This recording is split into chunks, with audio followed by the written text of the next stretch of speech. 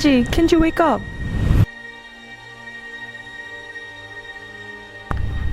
Who are you? Where am I now? Oh yeah, I'm Min, and I'm a scientist working here. Do you feel better now? The Antarctic Treaty, the centerpiece of the treaty system signed in 1959, admitted to conflicting disputes, setting Antarctica aside to ensure in the interest of all mankind that Antarctica shall only be used for peaceful purposes and shall not become the scene or the target of international discord. This indefinitely bans the mining and the illegal fishing. However, it is open for review at the earliest in 2048 and can change should a binding legal agreement on exploitation be reached. Nowadays, we have wars of ocean resource and global warming issue in Antarctic Circle. It makes the most of ice shelf dissolve. Therefore, the surrounding coast area is flooding. Some of the science stations are relocated to the highland. Ocean Resources Rescue Community. How architects can support and cooperate with the fishermen, the search and rescue SAR team, the scientists and tourists to set up an ocean community based in Maxwell Bay of King George Island. This location is the latest support station before the entry to the Antarctic Circle. This project focuses on using marine floating structure and flip technology to design permanent and semi-permanent platforms, multiple different piers for specific types of vessels, sea traffic control towers, and a toothfish farm. Thus, it could form a new community to protect the life and resources in that Antarctic resource.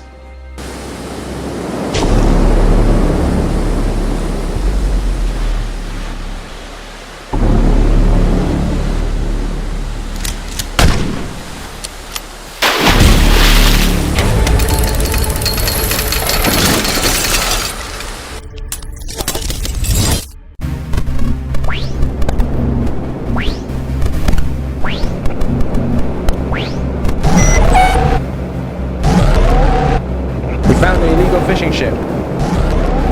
Okay, Roger. Full speed now. Let's try to stop them.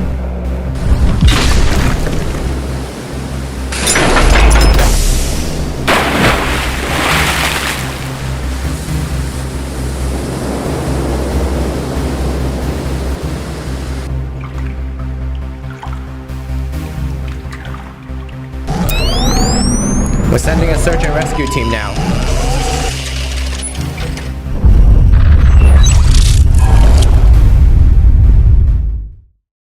What kind of the laboratory? Toothfish and Ocean Resource Lab.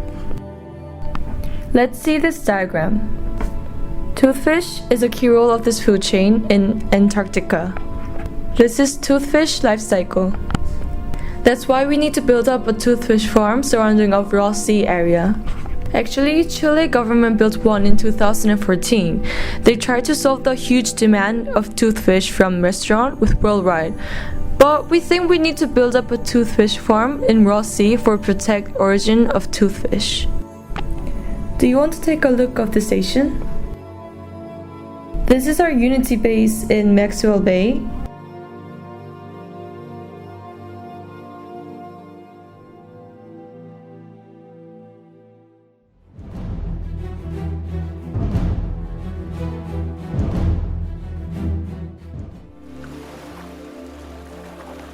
Well, I need to go back to my work. Good morning, Mr. Architect. Nice to meet you. Nice to meet you too. Why do you need to design this ocean community? Unity base? Our existing problems include ice shelf dissolving due to global warming, shipwreck, illegal fishing whales and toothfishes, and an old generation science station.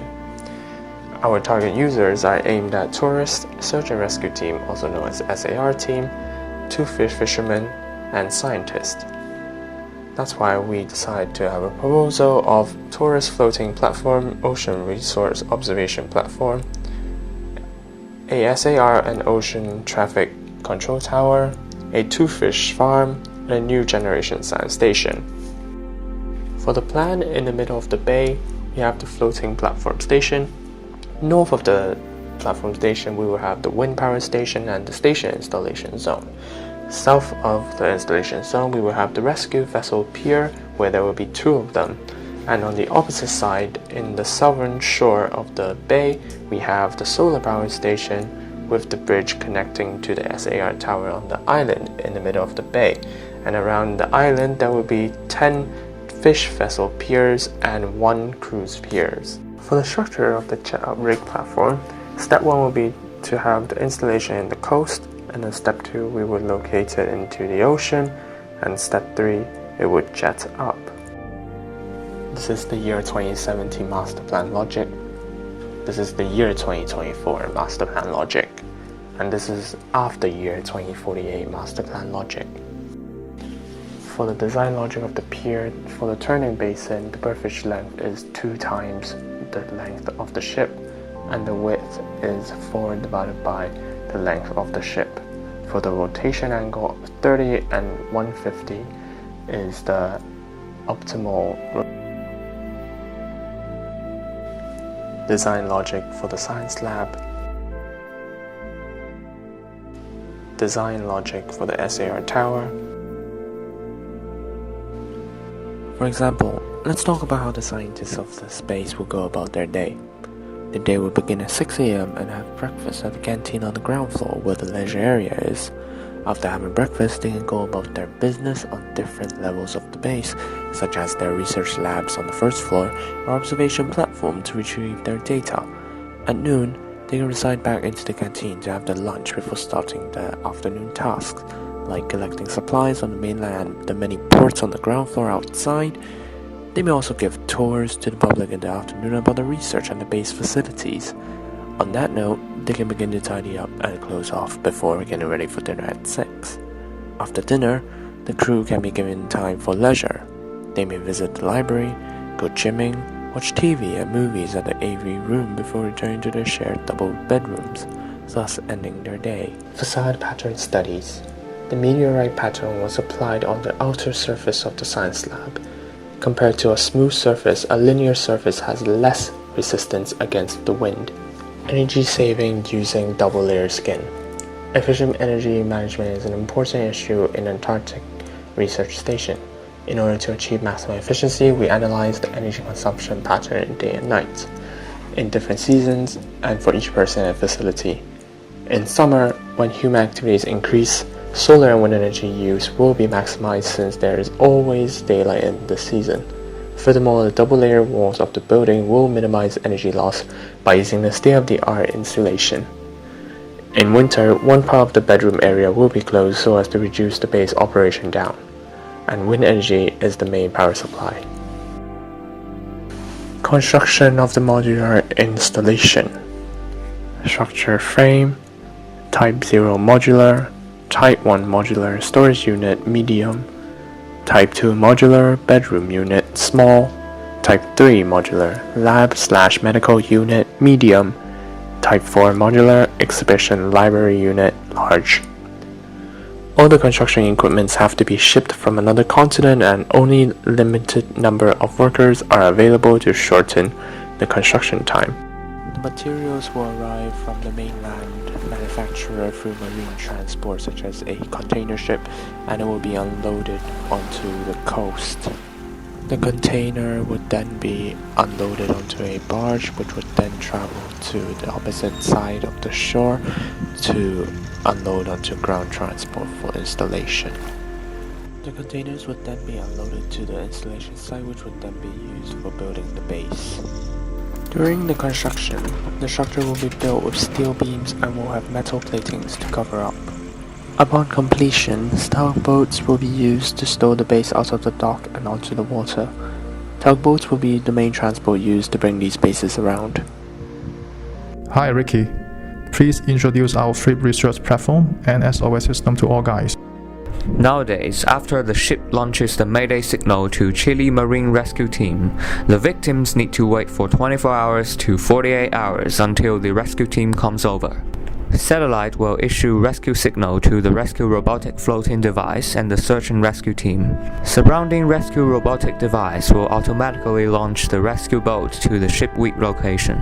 The advantages of this system are that it can reduce the rescue team search time and that it shows the accurate ship weak location. The Floating Instrument Platform, or FLIP ship, was built by the US Navy for the Scripps Institution of Oceanography in the 1960s. The ship flips from horizontal to vertical to provide a stable platform for oceanographic and atmospheric research. Let's see how it works in animation. The spoon-shaped manned buoy, which does not have its own propulsion, is towed to the research site in the horizontal position. Valves are opened to allow 700 tons of seawater to flood ballast tanks, starting at the stern.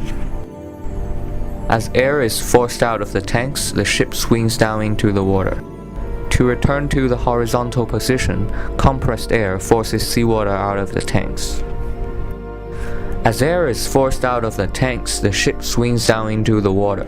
Nowadays, not only is it used for scientific research, but it is also used as a tourist observation tower and toothfish research tower for educating tourists how to preserve the Antarctic resource. The living marine resource of the Antarctic has been abused historically, and this led to the depletion of different groups, such as toothfish and whales. Global climate amid potential environmental threats can only be safeguarded and conserved through better understanding the true value of its natural resources. Never doubt that a small group of thoughtful, committed citizens can change the world. Indeed, it's the only thing that ever has.